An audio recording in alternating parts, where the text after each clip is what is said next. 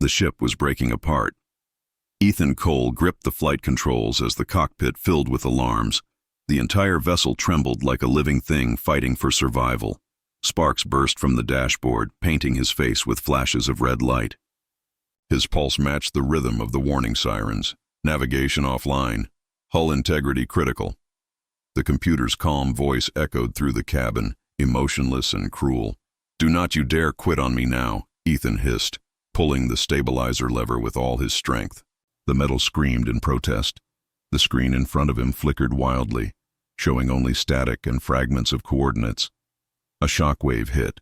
The ship spun out of control. His seat restraints dug into his chest as he slammed the throttle down. Come on, stay with me." His voice shook, more from fear than the turbulence. Another violent jolt threw him sideways. Loose tools flew across the cabin.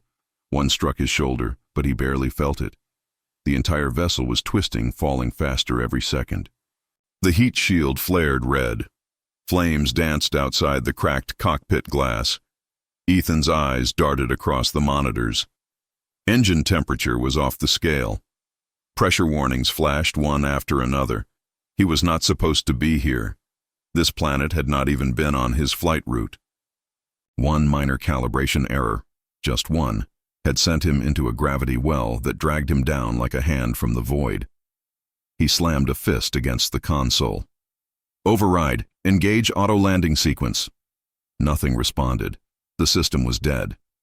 The sound of the hull tearing filled the air. The vibration grew so violent he could barely see. For a heartbeat, everything went quiet. Just the sound of his breathing, sharp and ragged. Then came the fall. The ship plunged downward. His seat rattled, the restraints groaned. A single thought cut through the panic. This might be it. He closed his eyes for half a second, whispering, "Not like this."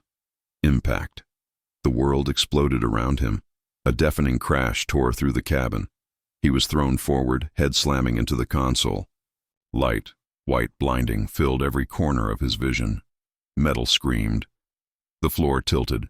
Then came the silence that follows destruction. Ethan hung from his seat straps, barely conscious. Blood trickled down his forehead. His body felt weightless. For a moment, then the pain returned, sharp, burning, real. Smoke filled the cabin. The faint blue light of emergency systems blinked weakly.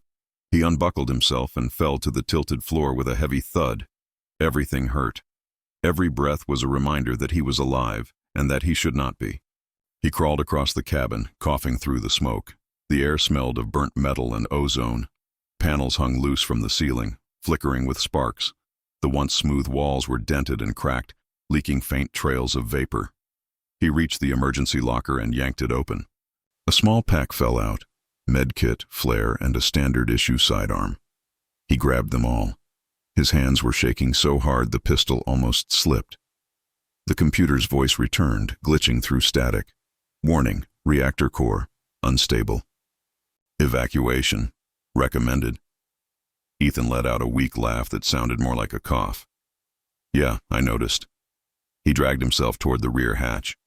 The manual lever refused to move at first, jammed by the impact. He gritted his teeth and pulled harder until it finally released with a screech. The hatch dropped open, smoke billowing out. For a moment he stayed there on his knees, staring at the faint light spilling through the gap. His chest rose and fell rapidly. He did not know what waited outside. He only knew one thing. He had to get out before the reactor went critical. He took a deep breath, grabbed the med pack, and stepped through the broken door into the unknown. The cold air hit him like a slap. He stumbled, boots crunching on uneven ground. Behind him, the ship groaned as metal bent inward, fire still flickering in the gaps. He limped a few meters away, turned, and watched the vessel that had carried him across the stars die in silence. For the first time since the crash began, there was no sound but his breathing. Ethan dropped to one knee, exhausted. The adrenaline began to fade, replaced by an empty ache in his chest. He checked his wrist communicator. The screen glowed faintly before flickering out completely. No signal, no connection, no rescue. He looked back at the ship, then at the strange dim light that filtered through the thick air. His voice came out in a whisper. "All right, one problem at a time. He forced himself to stand, unaware of the pair of golden eyes watching him from the shadows beyond the smoke. The hunt had already begun. Ethan woke to silence. His head throbbed, his body sore. The faint blue glow from the ship's remains flickered behind him. The night had fallen, if this place even had nights. The air outside was cool but heavy, carrying strange sounds he could not name. He sat up slowly and checked his arm, where a deep cut ran from elbow to wrist. The blood had already dried, dark against his skin. He tore a strip of cloth from his sleeve and wrapped it tight. "All right." Still breathing, he muttered, his voice hoarse. The ground beneath him pulsed faintly, as if the soil itself was alive. He ignored it and focused on his bag, pulling out a flare stick. When it hissed to life, a warm orange light filled the small clearing. He could see just enough to realize how alone he was. No landmarks, no stars he recognized, just the wreck behind him, and a forest that seemed to breathe. He grabbed his sidearm and began moving. The trees ahead were tall, their trunks smooth and faintly glowing with veins of blue light. Every few steps, something shifted in the shadows, just out of sight. Ethan's training told him one thing: he was being watched. Far away, deep among the trees, Princess Lyara watched him through her visor. The human moved clumsily, unarmored, his weapon primitive compared to Velrion technology. Yet there was something about him, his persistence, his defiance, that drew her attention. "Target sighted," whispered one of her royal hunters through the comm link. "Orders, Princess?" Lyara lowered her bow, the blade-like tips of its twin ends glinting in the forest's glow. Her golden eyes narrowed. "Do not engage yet. I want to see how it moves." The hunters obeyed, their figures melting into the shadows. Lyara remained still, watching through the trees. Her expression was unreadable, part curiosity, part suspicion. "What are you, human?" she murmured. Back in the clearing, Ethan found a shallow stream. He knelt beside it, rinsing blood from his face, when he heard it. A soft rustle, then silence. His eyes darted to the trees. "Who's there?" No answer, just the low hum of the forest. He raised his gun slowly. His breath came out in white clouds. Something moved again. Swift, graceful, deliberate. He turned, finger tightening on the trigger. Then, from behind, a voice, clear and melodic, but commanding. "Drop your weapon, human." Ethan froze. The tone was not human at all. He turned slowly, and for the first time, saw her. Lyara stood a few meters away, her bow drawn and pointed at his chest. Her skin shimmered in shades of deep sapphire, her armor carved from metal that glowed faintly along its edges. Long dark hair framed her face, and her golden eyes burned like twin suns. Behind her, several armored figures appeared, each holding slender energy blades. Ethan swallowed hard. "All right, no sudden moves." "Identify yourself," Lyara said, her voice calm but dangerous. "Ethan Cole, explorer, crash survivor, not your enemy." Lyara tilted her head slightly, studying him. "You crossed our skies without permission. You fell in the sacred forests of Velrion Prime. That makes you a trespasser." Ethan gave a tired smile.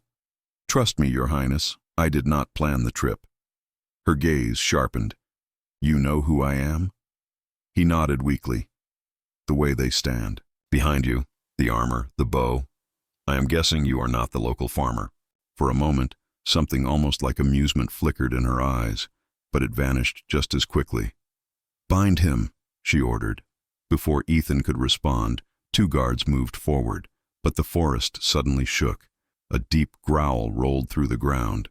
Everyone turned as the trees behind them split open. A creature emerged, massive, covered in scales, with tusks curving from its jaw and 6 clawed legs crushing the earth beneath it. Ethan's eyes widened. "You have got to be kidding me." The beast roared, the sound echoing through the forest. One of the guards fired a plasma bolt, but it only angered the creature more. Lyara drew her bow, glowing arrows forming in the air. She fired 1, 2, 3 shots, each exploding against the beast's hide, but it kept coming. Ethan did not think. He ran forward, "Stay back!" Lyara shouted, but he ignored her. He dove to the side, aimed his pistol, and fired repeatedly into the creature's mouth. The weapon hummed with heat. The beast reared, slamming its claws into the ground, missing Lyara by inches. Ethan grabbed a loose cable from his gear pack and swung it across a nearby rock face. "Come on, come on." The beast lunged toward him, just what he wanted. He hit the detonator on his belt. The cable sparked and released a burst of electric charge. The explosion threw both of them to the ground. When the smoke cleared, the creature lay still. Lyara lowered her bow, breathing hard. Her guards were silent. None of them had expected the human to fight like that. Ethan groaned, rolling onto his back. "You are welcome." Lyara approached him slowly. His arm was burned, blood dripping down his side. She looked at him for a long moment, at the human who had just risked his life for her. "Why?" she asked softly. "You could have run." Ethan smiled weakly. "Running is not my style." For the first time, Liara's tone softened. "You are injured." "I have had worse," he said, trying to sit up and failing. Lyara knelt beside him. "Call off the pursuit," she ordered her guards. "We return when he can walk." The guards hesitated. "Princess, that is an order," she snapped. They obeyed and vanished into the forest. Ethan looked at her, confused. "You are helping me now?" Lyara glanced at him with a faint, unreadable expression. "You saved my life. I do not owe humans anything, but I repay my debts." He gave a faint laugh, wincing in pain. "Guess I will take that as a thank you." She did not answer. Instead, she pulled a small vial from her belt and poured glowing liquid over his wound. It burned for a moment, then cooled. Ethan winced. "What is that?" "Medicine," she replied. "Do not move." He watched her as she worked, her focus sharp, her hands steady. For a moment, neither spoke. Only the faint hum of the forest filled the silence. When she finished, she leaned back. "You will live," Ethan exhaled. "That is good news." Lyara stood, scanning the tree line. "Our transport beacon was destroyed in the attack. We are stranded here until we find another way." Ethan smirked. So the hunter and the hunted stuck together. Lyara looked down at him, her golden eyes glowing in the dim light. "Do not mistake this for friendship, human. When we leave this forest, you will face the judgment of Velrion." Ethan's grin faded. "Yeah, I figured." Still, when she turned to lead the way deeper into the forest, he forced himself to stand and follow. Neither of them knew that this strange alliance was the beginning of something far greater than either could imagine. The forest swallowed them whole. Hours passed as Ethan followed Princess Lyara through the glowing maze of trees. His wounds burned, but he pushed forward, keeping a steady distance behind her. The air shimmered faintly, filled with drifting particles of light that looked almost alive. Every step stirred faint whispers, as if the forest itself spoke in breathless tones. Lyara moved like a shadow, silent, graceful, dangerous. She glanced back only once to make sure he still walked. "Keep close," she said. "The forest does not forgive those who wander." Ethan managed a dry chuckle. "Neither does my luck." When night fell, they found shelter in a hollow beneath a cluster of enormous roots. The air was warmer there, and the walls pulsed with a faint green glow. Ethan collapsed against the ground, exhausted. Lyara stood by the entrance, scanning the horizon. After a while, he spoke softly. "Your guards, they will not come looking for you? They will follow orders," she replied. "I told them to retreat to the nearest outpost and wait." "That may take days." "Days?" he repeated. "Great. Maybe I can add camping with alien royalty to my resume." Lyara frowned slightly at his tone. "Do all humans talk so much?" "Only when they are trying not to think about dying," he answered. The silence that followed was strangely comfortable. Lyara finally sat near him, removing one of her arm guards. Beneath the polished armor, her skin glimmered faintly, reflecting the light around them. She looked less like a warrior now and more like something ancient and unreal. Ethan stared for a moment, then looked away quickly. "You are not what I expected." She raised an eyebrow. "What did you expect?" "An alien queen who would kill me on sight. Instead I get this." Lyara tilted her head.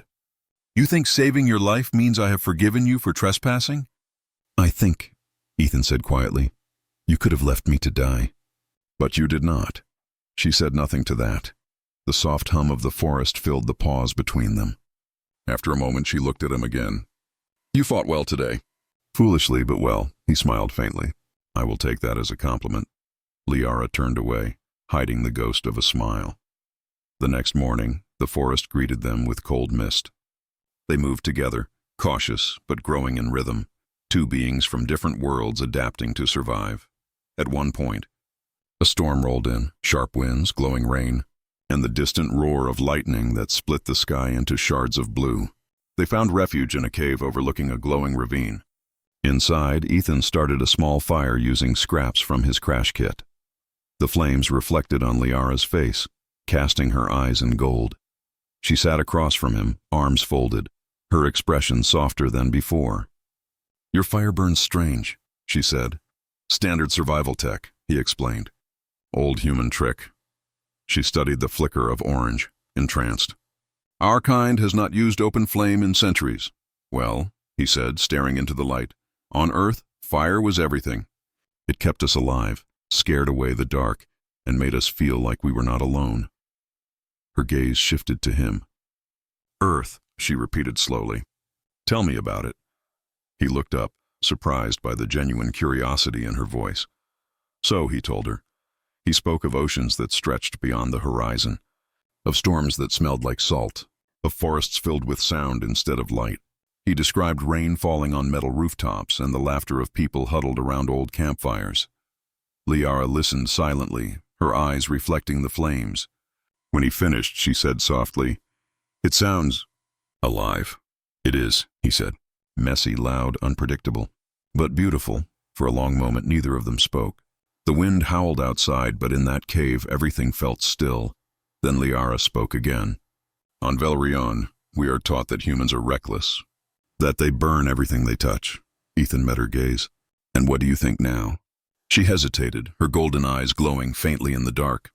I think perhaps we are both more than the stories we tell. A faint smile crossed his face. That is a start. Days passed. They learned from each other in quiet ways. Ethan taught her how to set trip alarms using pieces of metal and wire. Lyara taught him how to read the light patterns in the trees, signs of movement. Hidden predators, safe paths. She spoke sometimes of her home, the crystal citadel, rising above the ocean cliffs, where duty weighed heavier than freedom. She confessed that every choice she made was watched by council eyes. Every word she spoke was judged. I was born to rule, she said one night, her voice soft, but I have never chosen anything for myself. Ethan looked at her, the firelight warm between them. Then maybe this, us being here, is your first choice. Lyara turned her gaze to the forest, hiding the faint tremor in her voice. Perhaps. The next day, while searching for food near a stream, they encountered something unexpected. 3 figures emerged from the mist, Velrion scouts armored in silver and black. Their leader, a tall warrior named Kale, froze when he saw the princess. Your Highness, he exclaimed, bowing sharply. We feared you were lost. His eyes flicked to Ethan, and his tone hardened.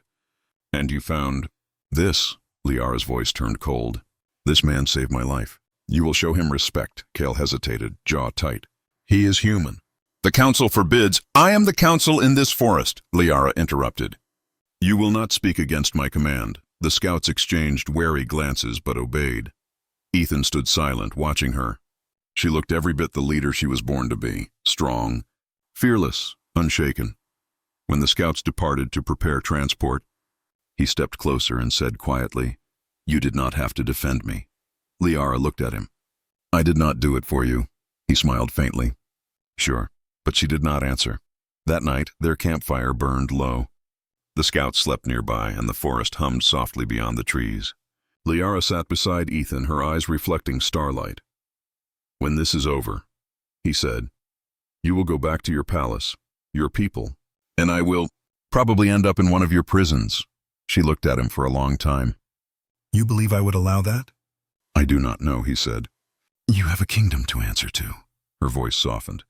Maybe I am tired of answering to anyone. The silence between them felt fragile, like glass. Then she reached out, almost without realizing it, and touched his hand. Her skin was cool, her touch light. Do not fear what comes next, Ethan Cole. Whatever it is, we face it together. For a moment, the sound of the forest faded away. There was only her hand in his, and the quiet rhythm of two hearts that no longer felt like strangers. The journey back to the capital began at dawn. The forest opened before them, mist rolling across the glowing plains. The air grew warmer, the light sharper, and soon the wilderness gave way to towering cliffs. Beyond them stretched a vast ocean of liquid silver, and at its edge rose the crystal citadel. Ethan stopped, staring. The city shimmered like glass caught in sunlight. Towers spiraled upward, connected by bridges of light. Ships glided silently through the sky, leaving trails of blue flame behind. Everything pulsed with energy, alive with purpose and grace. Lyara looked back at him. "Welcome to Velrion's heart," she said. He smiled faintly. "You live in a cathedral built by dreams," her tone softened, "and guarded by chains." As they crossed the grand gates, silence fell. The guards who saw the princess bowed deeply, but their gazes lingered on Ethan with disbelief and disgust. Word spread fast. By the time they reached the palace steps, a crowd had gathered. Whispers rippled through them like waves. "A human." He walks beside her. "Has the princess lost her mind?" Lyara ignored them all. Her expression was calm, regal, but her jaw tightened ever so slightly. Ethan walked behind her, shoulders straight, even though he could feel every stare like a blade on his back. Inside, the palace glowed with cold beauty.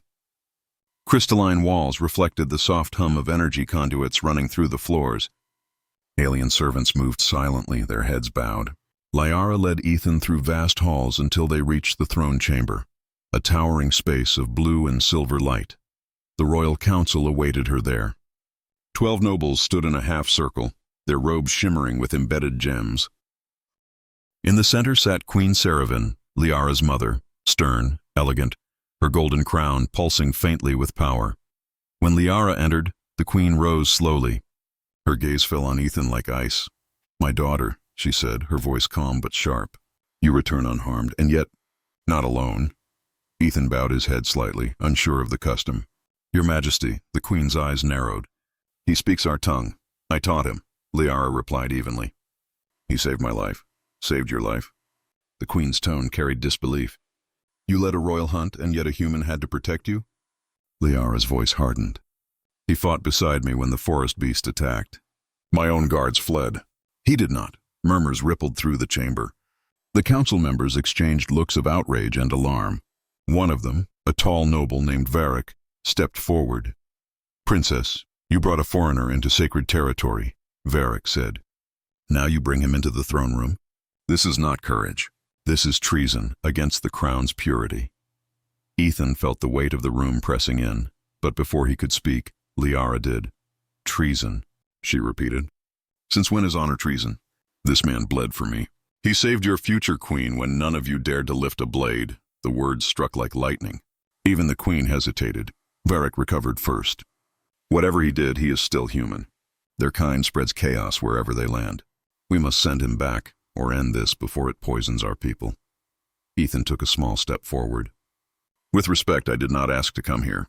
I crashed. I tried to survive. I fought to keep your princess alive. If that makes me a threat, then maybe you are fighting the wrong enemy." The silence that followed was thick and dangerous. The queen's gaze locked on him. "You speak boldly for one who stands on alien ground." Ethan met her eyes. "With all due respect, your Majesty, it is the only way I know how to speak." Lyara turned to her mother. "He deserves mercy." "Mercy?" the queen repeated. "The people will not accept this. They already question your judgment. Do you wish to throw your crown away for a stranger?" Lyara's voice trembled only slightly.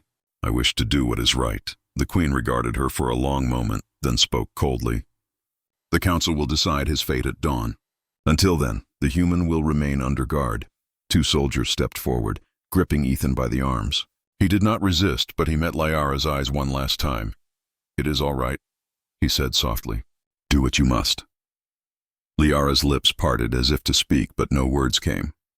She watched as they led him away through the shimmering halls, his figure growing smaller until he disappeared beyond the doors. That night, Velrion's capital slept under pale starlight, but Lyara did not. She stood on her balcony, the ocean wind brushing against her skin. Her thoughts spun endlessly. The council's judgment, her mother's disapproval, the whispers of betrayal. Yet through it all, one face lingered in her mind, Ethan, the human who had faced death for her without hesitation, the man who spoke of a world of rain and oceans, the one who made her laugh in the darkness of the forest. She clenched her hands against the railing. "I cannot let them destroy him," she whispered. From the shadows behind her, a familiar voice spoke. "You are breaking every law of our kind, my princess." Lyara turned to see Kale, the same scout captain who had found them. His eyes were full of worry. "Then help me break one more," she said. Kale hesitated. "If they find out, then I will take the blame," she interrupted. "But I will not stand by while they execute an innocent man." Kyle looked at her for a long time, then nodded. "What would you have me do?" Liara's gaze hardened. "At dawn the council meets. I want you to be ready. If they order his death, we run." Kyle bowed his head. "As you command, princess." Elsewhere, in a guarded chamber deep within the palace, Ethan sat on a stone bench. The walls shimmered faintly, humming with energy barriers. He stared at the ceiling, listening to the rhythmic pulse of alien machines. His body ached, but what hurt more was the thought of leaving her, of never seeing Lyara again. He laughed quietly to himself. "A week ago I was charting a new system. Now I'm in a royal jail because an alien princess decided I have too much honor." His words echoed softly, lost to the humming walls. He leaned back and closed his eyes. For the first time since his crash, he allowed himself to hope and fear that she might actually care for him. Outside, the city's towers gleamed beneath the dawn, and somewhere deep within the palace, power shifted, whispers of rebellion stirring in the heart of royalty. Liara's decision was made. Whatever the cost, she would not let them take Ethan Cole. The first light of dawn broke over Velrion's silver horizon.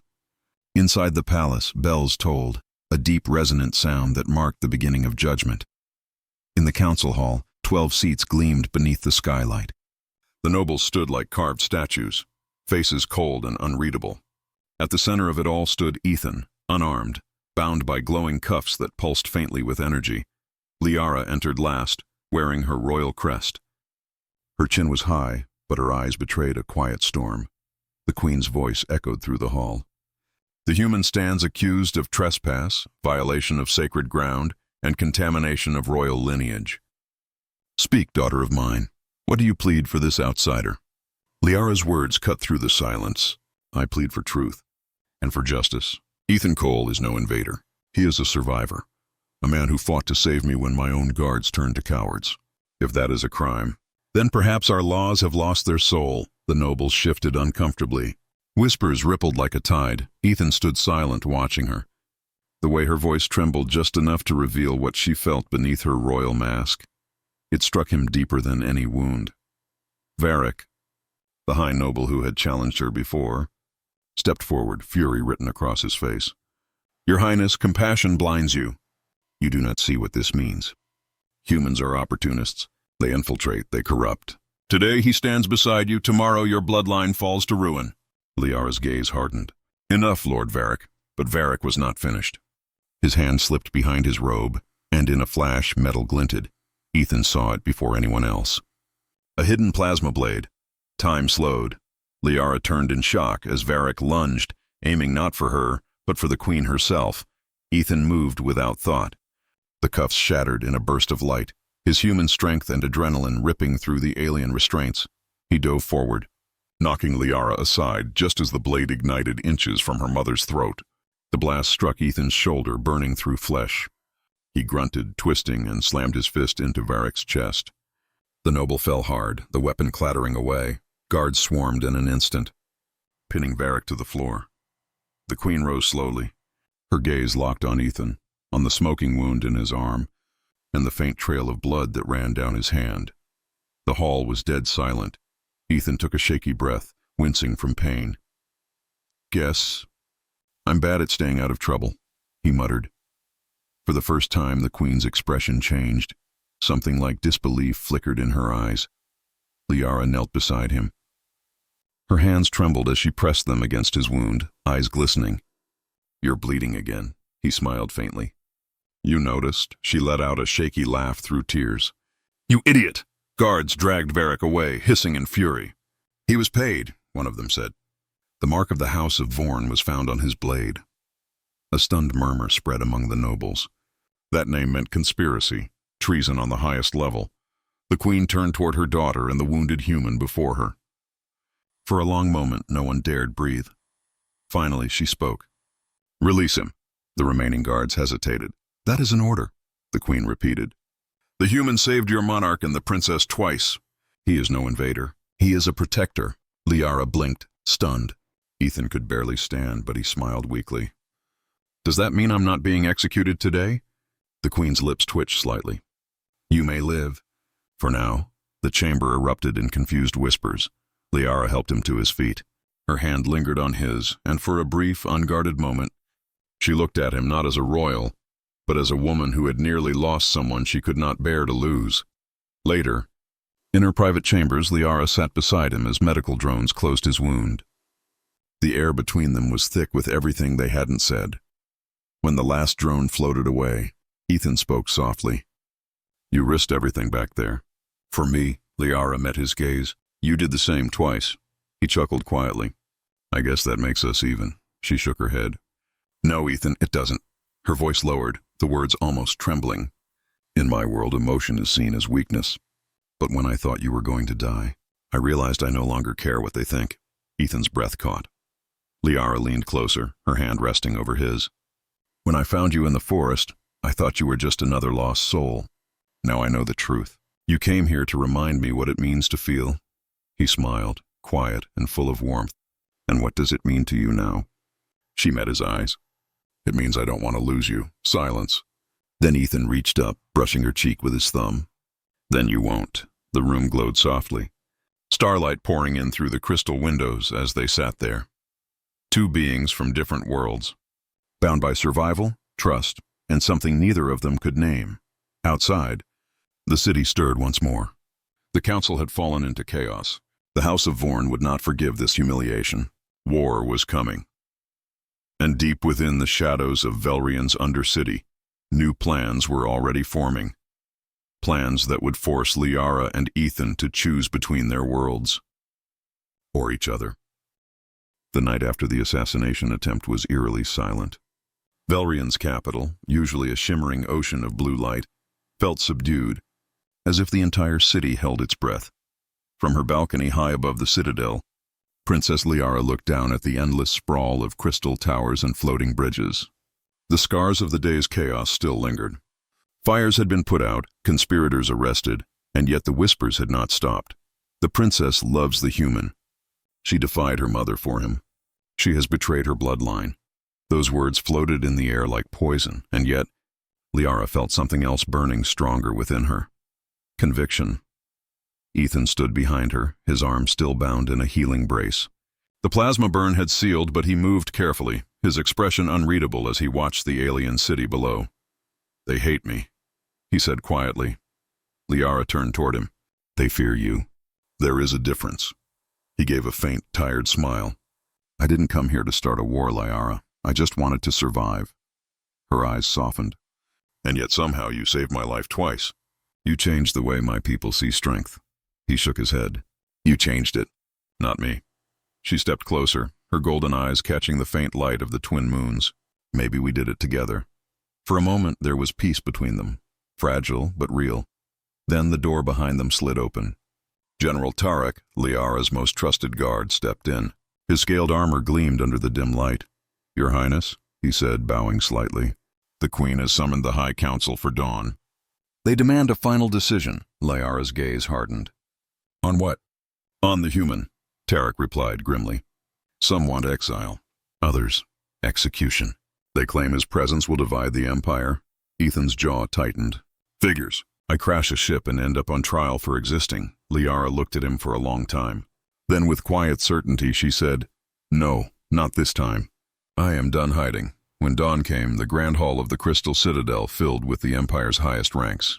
Nobles, commanders, ministers, all gathered beneath the stained glass dome that painted their faces in shifting colors. The Queen sat upon the throne. Regal and calm, her gaze sharp as blades, Ethan stood once more at the center, though this time he was unbound. He had refused armor or formality. He looked out of place, Human, simple, resolute. When Lyara entered, every eye followed her. Her steps echoed through the vast chamber, her royal cloak trailing behind her like a river of light. She stopped beside Ethan.